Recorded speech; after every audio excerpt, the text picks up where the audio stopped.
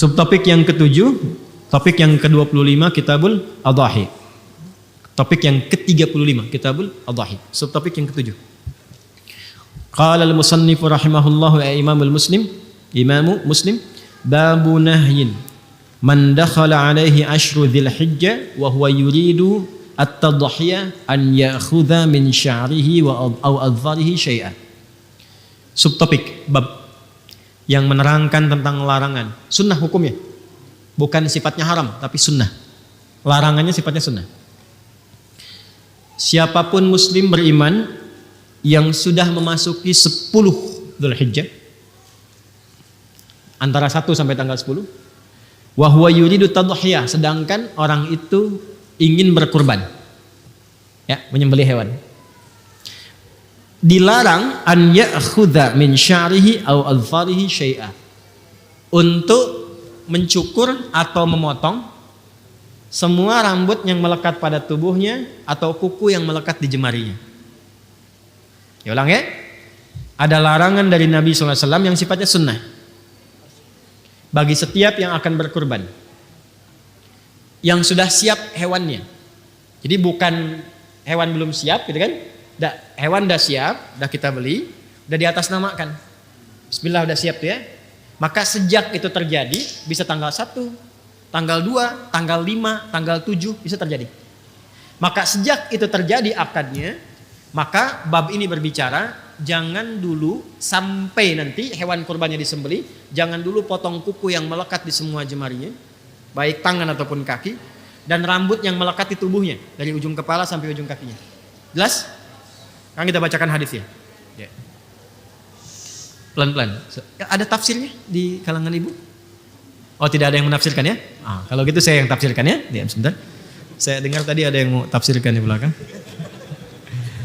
Bismillahirrahmanirrahim. Qala wa haddatsana Ibnu Abi Umar al-Makki, haddatsana Sufyan an Abdurrahman Ibnu Humaid Ibnu Abdurrahman Ibnu Auf, sami'a Sa'id bin al-Musayyib.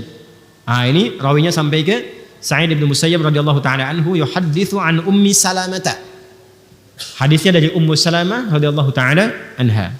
Anna an-nabiyya sallallahu alaihi wasallam, bahwa Nabi sallallahu alaihi wasallam pernah bersabda, qala idza dakhalatil ashru, jika sudah masuk ke awal Dzulhijjah, 10 hari pertama Dzulhijjah, wa arada ahadukum an yudhhiya, dan ada di antara kalian yang menginginkan untuk berkurban, menyembelih hewan kurban, fala yamassa min sya'rihi wa basharihi syai'a, maka janganlah menyentuh, yang dimaksudkan jangan memotong atau mencukur rambut yang melekat di semua tubuhnya, bukan bulu ya, rambut ya.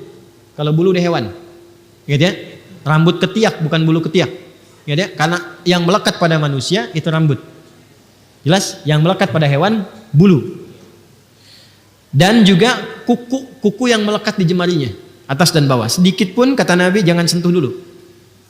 Qila li Sufyana, ya, disampaikan kepada Imam Sufyan Ats-Tsauri, fa inna ba'dahum la yarfa'uhu qala lakinni arfa'uhu. Baik, teruskan dulu.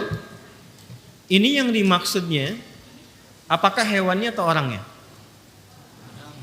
Kan? Ada yang menafsirkan hewannya karena diharapkan jadi tunggangan di akhirat yang enggak berkurang kuku dengan bulunya. Ada yang menafsirkan demikian. Kita hormati. Tapi kalau saya pribadi lebih cenderung kepada orangnya, bukan hewan kurbannya. Jelas ya? Alasannya ada 2, bahkan 3 dari sudut pandang bahasa. 1, dari asbabul wurud hadis ini. Jadi kalau ngaji Sahih Muslim itu begini, ada yang pokok, ada yang titik 2 nih di bawahnya. Kelihatan ya kalau dekat ya, titik 2 atau di dalam kurung. Nah, yang titik 2 ini biasanya menunjukkan peristiwa yang terjadi terkait hadis itu. Ya, atau dikenal dengan sababul wurudnya, atau syarah dari hadis yang di atasnya. Kenapa Sa'id bin Musayyab radhiyallahu ta'ala anhu meriwayatkan ini dari Ummu Salamah? Karena ada kejadian. Apa kejadiannya? Kita baca di bawahnya. Ya. Perhatikan baik-baik. Titik 3 yang di bawah. Qala wa haddatsani Hasan bin Ali al-Hulwani, haddatsana Abu Usama, haddatsani Muhammad bin Amr, wa haddatsana Amr bin Muslim ibn Hasan al-Laitsi qala kunna fil hammami qubail al-adha. Ini kisahnya.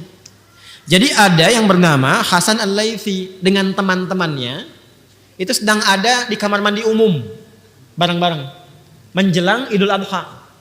Menjelang Idul Adha. Kalau kita yang mau masuk tanggal 10 lah, dekat-dekat ke Idul Adha ya, bisa 8 bisa 9 karena Qubail itu mendekati. Kemudian apa yang terjadi? Fattala fihi nasun faqala ba'dhum ahlul hammami inna Sa'id bin al-Musayyab yaqra'u hadza aw yanha anhu. Maka sebagian orang-orang pada masa itu yang sedang bersih-bersih itu di kamar mandi umum, itu ada yang mencukur sebagian dari rambutnya yang melekat di dirinya itu. Fattala itu bisa menghiasi, bisa merapikan, nyukur. Maka kelihatan sama yang lain. Begitu yang lain kelihatan, melihat dan ingat hadis ini dari Ibnu Musayyab, maka disampaikan. Apa disampaikannya? Fadzakartu dzalika lahu. Kemudian falaqitu Sa'id bin Musayyab fadzakartu dzalika lahu. Maka aku mengonfirmasi lagi ke Sa'id bin Musayyab, ini benar enggak yang dimaksud itu hewannya apa orangnya? Kenapa dia motong? Padahal dia mau nyembelih besoknya. Maka ketika dikonsultasikan pada Sa'id bin Musayyab, apa jawabannya? Kata beliau, "Ya ibna akhi, hadza haditsun qad nusiya wa turika." Kemudian haddatsatni Ummu Salamah zaujun Nabi sallallahu alaihi wasallam qalat qala Rasulullah sallallahu alaihi wasallam bima'na hadits Muadzin an Muhammad bin Amr. Maka setelah itu apa komen Sa'id bin Musayyab? Kata beliau, "Ya akhi, saudaraku, makna hadis ini sekarang banyak yang lupa sehingga meninggalkan tuntunannya." Jadi dikomentari oleh beliau itu dalam bahasa halusnya itu enggak tepat dipotong itu, jangan dulu dipotong. Ya, jangan dicukur dulu, kuku jangan dulu dipotong. Rambut jangan dicukur dulu. Kenapa? Karena ada hadis dari Ummu Salamah radhiyallahu taala anha, hadisnya begini. Maka disebutkan lagi hadis yang tadi. Jadi ini konfirmasi yang dimaksudkan jangan dulu potong kuku atau mencukur rambut yang melekat di tubuh pelaku kurbannya. Orangnya bukan hewannya. Jelas? Walaupun dalam konteks ini tetap menghormati yang memahami pada hewannya. Paham? Satu. Kedua, kalau kita baca syarah yang lain di kitab yang lain, maka apa hikmahnya nggak potong kuku dulu, nggak cukur rambut dulu, supaya yang berkurban itu sama-sama nilainya disamakan dengan orang yang sedang menggunakan pakaian ihram dalam wukuf hajinya di Arafah. Kalau sudah pakai pakaian ihram boleh gunting kuku nggak?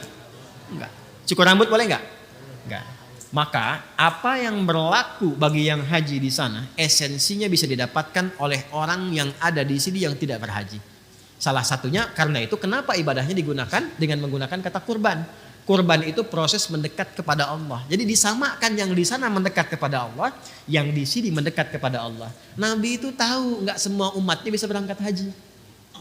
Karena itu diberi kesempatan. Kalaupun nggak sempat untuk haji, maka lakukan amalan yang esensinya bisa mendapati yang sama didapati oleh orang yang wukuf di sana. Kalau di sana pakai pakaian ihram, di sini kurban. Ya kan, sama-sama kurban, sembelih. Berlaku hukumnya, di sana nggak boleh potong kuku, sini jangan potong kuku dulu. Di sana jangan potong rambut, sini jangan potong rambut dulu. Jelas sampai sini? Maka diharapkan baik yang kurban di sini atau kurban di sana dalam bentuk wukuf sama-sama membangun kedekatan kepada Allah Subhanahu wa taala. Jelas? Sekarang Ustadz, saya haji belum bisa melakukan. Bayar sudah, visa nggak keluar misalnya. Atau belum bayar, visa juga keluar. Ya mungkin itu memang pasti gitu ya. Belum bisa berangkat intinya. Tapi kurban pun belum punya kemampuan. Maka apa yang terjadi? Amalan ketiga. Kata Nabi, tunaikan puasa. Siyamu yaumi arafata. Yaumnya menunjuk kepada waktu, Arafahnya menunjuk kepada momentum yang dikerjakan di Arafah oleh orang-orang yang haji. Kalau yaumnya berarti menunjuk kepada waktu, tanggal 9. Jelas ya? Dikerjakannya tanggal 9. Tapi saat menunaikan di tanggal 9 itu jangan cuma menahan lapar dan haus. Kalau seperti itu cuman puasa biasa, tahan lapar, tahan haus, tahan seksual. Itu biasa. Kerjakan puasanya seperti orang wukuf di Arafah. Apa yang dikerjakan orang wukuf itu? Dia banyak bermuhasabah. Dia banyak mengoreksi diri. Dia banyak mengenal kekurangan dirinya, makanya disebut wukuf Arafah. Dia kenali kekurangan dirinya. Dia kenali Allah yang selama ini belum dekat dengan Allah. Jadi puasa yang dikerjakan itu sambil koreksi diri. Dosa apa yang selama ini dilakukan. Karena itu bersamaan dengan itu yang kurban lewat hewan. Bisa juga sambil puasa. Yang tidak kurban bisa puasa, yang haji lewat wukuf. Maka puncaknya ketika selesai wukuf itu, kan ke Muzdalifah kan, yang haji. Dia membawa kemudian kerikil 7 buah untuk dilontar dalam jumrah ke Aqabah. Begitu dia melontar, yang dilontar itu kan hasil renungannya tanggal 9. Saya ini sifat buruknya begini, kurang baiknya begini, kurang dekat dengan Allahnya seperti ini. Dia berharap semua sifat itu dilontar sehingga ketika dilontar hilang itu dalam dirinya. Dan pulang menjadi lebih baik. Maka dia katakan Bismillahi Allahu Akbar, lontar. Bismillahi Allahu Akbar, lontar. Setelah selesai dia wukuf di Arafah, dia pindah ke Muzdalifah, dia berzikir. Saat kita selesai dengan Arafah itu, kita puasa tanggal 9, bukankah sama-sama kita zikir? Ya kan? Maghrib ya kita zikir Allahu Akbar, Allahu Akbar, Allahu Akbar. Tanggal 10 di sana melontar, tanggal 10 di sini menyembelih. Dan bacaannya sama, di sana Bismillah ya Allahu Akbar, di sini Bismillah ya Allahu Akbar. Di sana menghilangkan sifat-sifat buruk. Sifat buruk itu dalam bahasa Quran munculnya dari sifat fujur. Fujur itu nama lain dari nafsu. Nafsu itu sifat hewani, lawannya takwa. Takwa sifat malaikat. Jadi kita itu ada sifat hewani, ada sifat malaikat. Maka kita harus mengekang, mengendalikan sifat hewani supaya sifat takwanya muncul. Maka yang di sana dilakukan lewat wukuf, yang di sini digambarkan lewat menyembelih hewan. Maka dengan harapan ketika disembelih itu bukan cuma disembelih.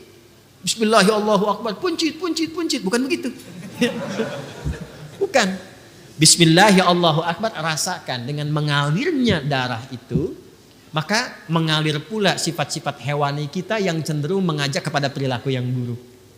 Turunlah kemudian ayat itu yang sangat viral. La yanalallaha luhumuha wala dima'uha walakin lanaluhut taqwa minkum. Perhatikan kalimat akhirnya. Walakin yanaluhut taqwa minkum. Yang sampai kepada Allah itu bukan dagingnya, bukan darahnya, tapi yang diterima oleh Allah ketakwaannya. Maksudnya apa? Ketika dialirkan darah itu, makanya disebut mina tempatnya, mengalir darah. Ketika dialirkan itu sifat jeleknya hilang, hewaninya hilang, maka muncullah takwanya. Maka yang di sana mendapatkan sifat baik, yang di sini mendapatkan sifat baik. Sama-samalah kemudian bertakbir semuanya. Setelah di sana lontar menghadap ke kiblat, setelah menyembelih menghadap ke kiblat. Apa doanya? Doanya sama. Inni wajjahtu wajhiya lilladzi fataras samawati wal arda hanifan musliman wa ma ana minal musyrikin. Inna salati wa nusuki wa mahyaya wa mamati lillahi rabbil la syarika lahu wa bidzalika umirtu wa ana minal, bisa wa ana awwalul muslimin, bisa wa ana minal muslimin.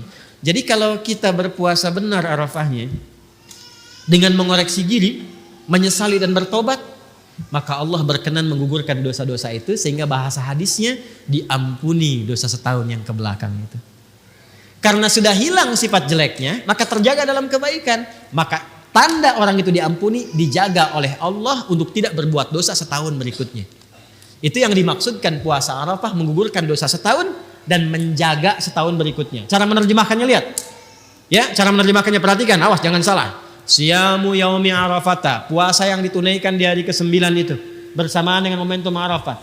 Tukaffiru sanatal madiyah wal baqiyah, menggugurkan dosa setahun berlangsung ke belakang, berlalu ke belakang, dan menjaga tidak berbuat dosa setahun yang akan datang. Jangan mengartikan sama, mengampuni dosa setahun yang lalu dan setahun yang akan datang. Enak betul. Besoknya ada yang nyolong kan sendal. Kenapa nyolong? Jaminan udah puasa Arafah.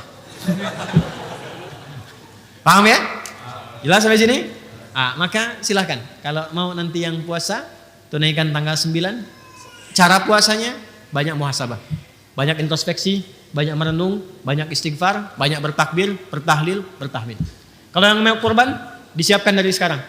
Yang sudah siap sebelumnya tahan, jangan potong kuku dan rambut dulu. Takarrub kepada Allah, itu yang dimaksud kurban itu takarrub. Dekati Allah, zikir, tahlil, tahmid, banyakin ibadah.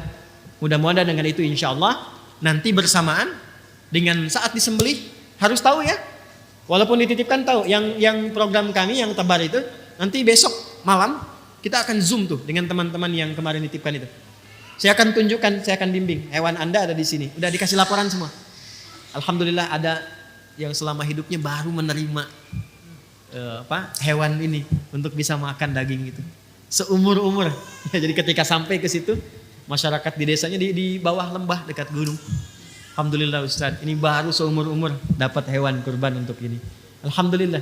Nanti kita akan tunjukkan kurbannya Bapak Ibu di wilayah ini, di wilayah ini. Nanti disembelih kapan, kita tunjukkan fikihnya, lakukan ini, doanya ini, kemudian evaluasinya seperti ini. Insya Allah yang ikut itu besok malam saya Zoom, yang lain bisa menyimak supaya bisa ambil manfaatnya juga insya Allah ya.